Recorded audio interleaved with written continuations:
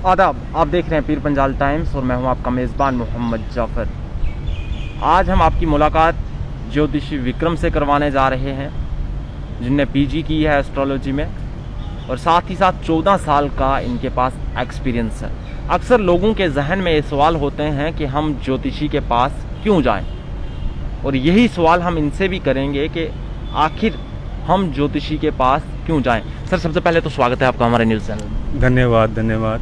Sir, अक्सर लोगों के जहन में ये सवाल होता है कि हम एक एस्ट्रोलॉजर के पास क्यों जाएं, हम एक ज्योतिषी के पास क्यों जाएं। तो मैं ये आपसे जानना चाहूँगा कि क्यों एक ज्योतिषी के पास जो है वो लोग जाएं। जीवन जो है वो दुख सुख का खेल है, और जिस समय सुख में हमने डिसीजन लेने होते हैं, पढ़ाई कैसे करें, शादी कहाँ पे करें, ज़मीन जायदाद कैसे खरीदें, तब भी हमें एस्ट्रोलॉजर के पास जाना होता है। और दुख जब छाते हैं, हमें कोई साथ नहीं रहता, सभी भाग जाते हैं। आपको पता है दुख की नेचर क्या होती है। हमारे पास पैसे नहीं रहते, नौकरी नहीं रहती, व्यापार नहीं रहता, तब भी एस्ट्रोलॉजर के पास जाते हैं और उससे उस प्रॉब्लम का हल जानने की कोशिश करते हैं। यही एक तरीका है और यही एक रीत चलती आ रही है और आगे भी यही रहेगी। बिल्कुल सर, ज्योतिषी हम जो मैंने अभी तक देखे हैं वो दो किस्म के, एक तो आपको देखा मैंने और एक वो होते हैं जो टीका वगैरह लगा के लुंगी वगैरह पहन के होते हैं। अब फ़र्क क्या है ज्योतिषियों में, आप में और उनमें फ़र्क क्या है? जी, देखिए, बहुत अच्छा क्वेश्चन किया आपने, बहुत डिटरमाइनिंग क्वेश्चन है। एक धोती पहने हुए, टीका लगाए हुए जनेऊधारी वो ब्राह्मण है और ब्राह्मण के साथ ज्योतिषी है, ठीक है। लेकिन इसका मतलब ये नहीं है कि ज्योतिषी का किसी धर्म से, कास्ट से, क्रीड से, रिलीजन से, कलर से कोई संबंध है। ये एक विद्या है, जैसे एक डॉक्टरी है, कोई भी कर सकता है, या कोई ड्राइविंग है, कोई भी कर सकता है। तो अगर मैंने कर ली है, मैं पैंट शर्ट पहन के करता हूँ, मेरी एफिशिएंसी पे जाना चाहिए, ना कि मेरे ड्रेस पे, ठीक है। सर, इस एस्ट्रोलॉजी की जो सच्चाई है, इसकी सच्चाई क्या है? देखिए, इसकी सच्चाई बिल्कुल पुख्ता है।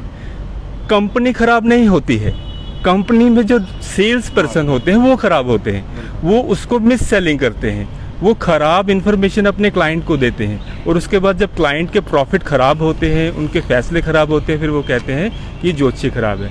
तो इसको खराब किया है उन लोगों ने जो बगैर पढ़े जाते हैं, बगैर रिसर्च किए जाते हैं, और कॉन्टिन्यूस रिसर्च जो है वो नहीं करते हैं। तो एज सच ज्योतिष अपने आप में पूरा है, हमेशा रहेगा। सर, कैसे यकीन किया जाए कि एक ज्योतिष जो है वो सही कह रहा है, वो सच्चाई कह रहा है? देखिए, ज्योतिषी अपने आप से कुछ नहीं कहता, वो करंट अरेंजमेंट देखता है स्टार्स का, हमारे स्काई में वो कैसा है, और उसका प्रभाव पर्टिकुलर पर्सन पे कैसे पड़ रहा है। जैसे आपकी शक्ल किसी से नहीं मिलेगी, नाक भी नहीं मिलेगी, तो आप एक यूनिक इंडिविजुअल हो, आपका एक यूनिक एनर्जी सेट है। उस यूनिकनेस पे पूरे स्टार्स का क्या इफेक्ट पड़ रहा है, वो ज्योतिषी वहाँ पर कैलकुलेट करता है, अपने से नहीं बोलता है। वो कैलकुलेट करके बोलेगा कि यहाँ पे क्या हो रहा है, कब कौन सी चीज़ घटित होने वाली, कब होगी, कितनी देर तक रहेगी, और खुद ही कैसे चली जाएगी। सर, इस एस्ट्रोलॉजी का फ्यूचर क्या है, इसका मुस्तकबिल क्या है? देखिए, जब तक ये एस्ट्रोलॉजी सिर्फ एक जैसे एक ग्रुप के पास थी, ब्राह्मणों के पास, ठीक है, तो इसका एक अलग तरीका था। उस समय सभी जो ब्राह्मण है वही पूजा पाठ करते थे, वही पढ़ाई करते थे। लेकिन धीरे धीरे क्या हुआ, समाज में एक तरह का, जैसे हम कहते हैं ना, डिफ्यूजन हुआ, विद्या का डिफ्यूजन हुआ। तो अब ये नॉलेज कोई भी ले रहा है, फाइन। जैसे मेरे एंसेस्टर जो थे वो लुहार थे, अब पिछली 3 जनरेशन से कोई लोहार का काम नहीं कर रहा, मैं एस्ट्रोलॉजी का काम कर रहा हूँ। क्यों? 15 साल से जो मैंने पढ़ के रिसर्च करके काम किया, उसमें बहुत सारे अच्छे रिजल्ट आए। तो मेरा ये कहना है, जो भी एस्ट्रोलॉजी को एक बढ़िया तरीके से, प्रोफेशनल तरीके से काम करेगा, वो इसमें बहुत महारत हासिल करेगा, और ये हमेशा रहने वाली विद्या है। बिल्कुल। सर, मैं जानना चाहूँगा कि इसका तरीक़ाकार क्या रहता है एस्ट्रोलॉजी का? अरे, बहुत ही ज़बरदस्त क्वेश्चन पूछा। देखिए, जो एस्ट्रोनॉमी है उसमें हम लोग स्टडी करते हैं सोलर सिस्टम कैसा है, उसके बाद में गैलेक्सी है, मल्टीपल गैलेक्सी है, पैरेलल गैलेक्सीज होती है, ये सब हम स्टडी करते हैं।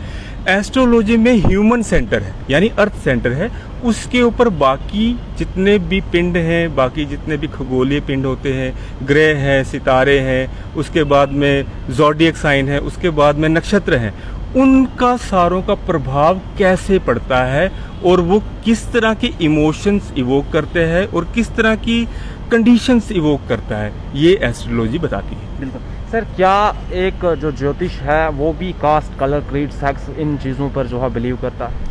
जी नहीं, वो सबके लिए समान है। जैसे आप किसी डॉक्टर के पास चले जाएं तो वो आपसे आपका कलर, क्रीड क्वेश्चन ऐसा नहीं करता, रिलीजन का क्वेश्चन नहीं करता। मेरे पास क्लाइंट्स में मुस्लिम भी हैं, सिख भी हैं, पारसी भी हैं और जितने तरह के लोग हैं। क्यों? वो उस समय आकर के ये नहीं बताते कि मैं कौन हूँ, और मेरे से भी नहीं ये पूछते, वो सीधा क्वेश्चन पूछते हैं, हमें ये दुख क्यों है, ये कैसे जाएगा और कितनी देर में जाएगा, और मैं वो कैलकुलेट करके बता देता हूँ।